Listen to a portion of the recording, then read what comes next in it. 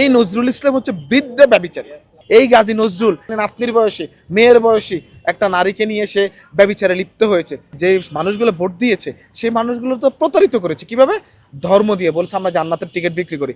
সাধারণ মানুষকে চাকরির প্রলোভন দেখিয়ে হোটেলে নিয়ে যায় এবং এই আকাম কুকাম করে, ধরা পড়লে বলে স্ত্রী।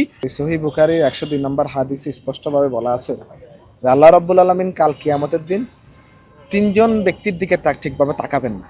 এক হচ্ছে মিথ্যাবাদী শাসক, 2 নম্বর হচ্ছে অহংকারী দরিদ্র মানুষ, 3 নম্বর হচ্ছে বৃদ্ধ ব্যভিচারী। এই নজরুল ইসলাম হচ্ছে বৃদ্ধ ব্যভিচারী। One parcel, more ways to send. Pathao parcel has expanded. Explore the new parcel. সে প্রথমে তো অস্বীকার করেছে, সে যায়নি। দ্বিতীয়ত সে আবার অস্বীকার করেছে, সে যায়নি, এরকম কোনো ঘটনা ঘটেনি এআই।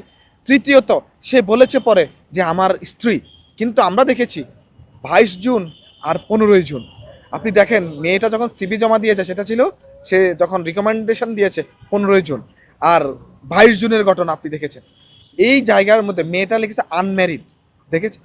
সুতরাং এই মেয়েটাকে যে চাকরির প্রলোভন দেখিয়ে আপনি দেখেন বাংলাদেশে জামাত ইসলামী, আমি বলবো এটা জামাতে মুনাফিকি দল, কখনো আপনার রাষ্ট্র পরিচালনার দায়িত্ব আসেনি।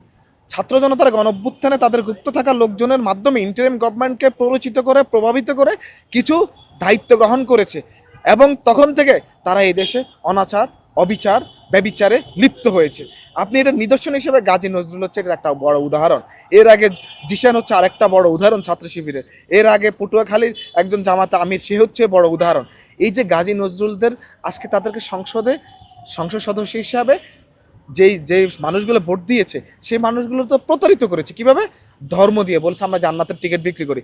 সে জান্নাতের টিকিট, ব্যভিচারকারী জান্নাতে যাবে সেটা তো একমাত্র আল্লাহ রাব্বুল আলামিন ভালো জানে। একজন ব্যভিচারকারী, তার ব্যাপারে তো গজব, এবং হাদিসেও তার ব্যাপারে গজব নাজিল করা আছে।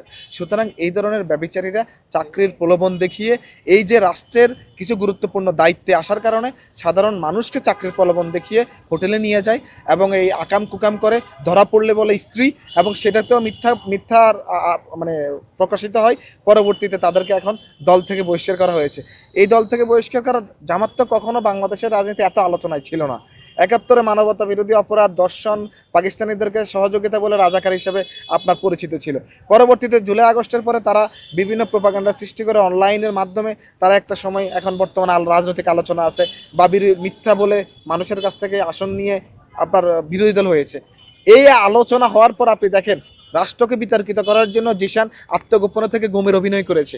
এই গাজী নজরুল একজন নারীকে নিয়ে, একটা তার নাতনি না, মেয়ের সন্তান মানে নাতনির বয়সী, মেয়ের বয়সী একটা নারীকে নিয়ে সে ব্যভিচারে লিপ্ত হয়েছে। সুতরাং এই ধরনের মানুষদেরকে অচিরেই সংসদ সদস্য পদ সহ বাতিল করে এদের দৃষ্টান্তমূলক শাস্তি দেওয়া উচিত। আপনি অনেকে অনেক কথা বলে, অনেকে অনেক প্রশ্ন রেজ করে।